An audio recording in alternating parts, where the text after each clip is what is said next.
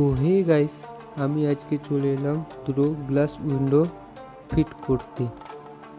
তো এই ধরনের গ্লাস উইন্ডো আপনারা আপনাদের ঘরে প্রায় লাগিয়ে থাকেন।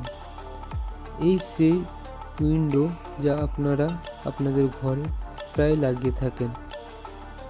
আমি এখন রুমে চলে এলাম এবং রুমে এসে সেই জানলা দুটোকে দেখালাম যেখানে গ্লাস উইন্ডো লাগবে, এটাতে একটা, এটাতে একটা।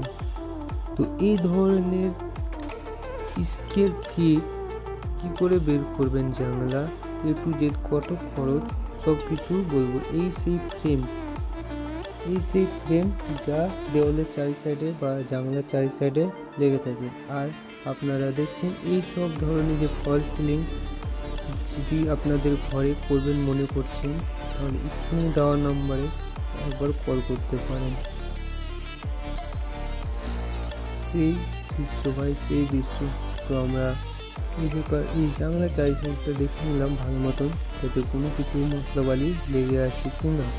তো কোনো কিছু লেগে নেয় ভাই, একদম পারফেক্ট কাজ করা আছে।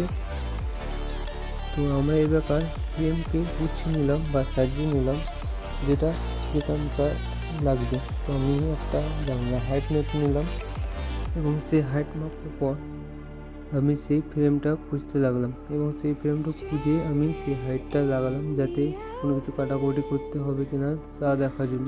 কিন্তু ভাই ফ্রেম ইজিলি ঢুকে যাচ্ছে, এই কাজটাও ইজিলি ঢুকে যাচ্ছে, কোনো কিছু কাটাকুটির দরকার নাই। তাই দেরি না করে আমি এবার ফটাফট স্ক্রু দিয়ে সেই ফ্রেমকে তৈরি করতে লাগলাম এবং স্ক্রু দেওয়ার পর সেই ফ্রেম তৈরি হয়ে গেছে।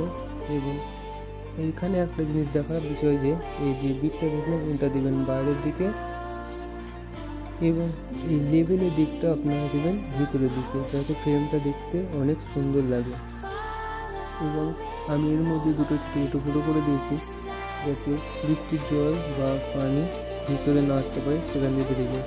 এরপরে আপনারা এইভাবে গ্লাসের মাধ্যমে হালকা পেজ দিয়ে শার্ট করে দেবেন, যাতে পাল্লাটা ইজিলি বা স্মুথভাবে চলতে পারে। তাই চারি সাইডটা এইভাবে হালকা হালকা করে শার্ট করে নেবেন। এবং 2 নম্বরও আমাদের ফ্রেম তৈরি হয়ে গেছে এবং 1 নম্বর ফ্রেমটা আমি লাগাতে আছি। আমি ক্রিস্টাল করে নিলাম, আপনারা করলে চাইলে করতে পারেন। এবং ফ্রেম ঢোকার পর আপনারা দেখবেন এরকমভাবে হালকা হালকা করে বাড়ি মারতে হবে, যাতে ফ্রেমটা খুলে যায় এবং জোরে মারবেন না, যাতে আটকে যায়। তো এখানে এই পর্যন্ত শেষ আসছে 2 নম্বর পার্ট।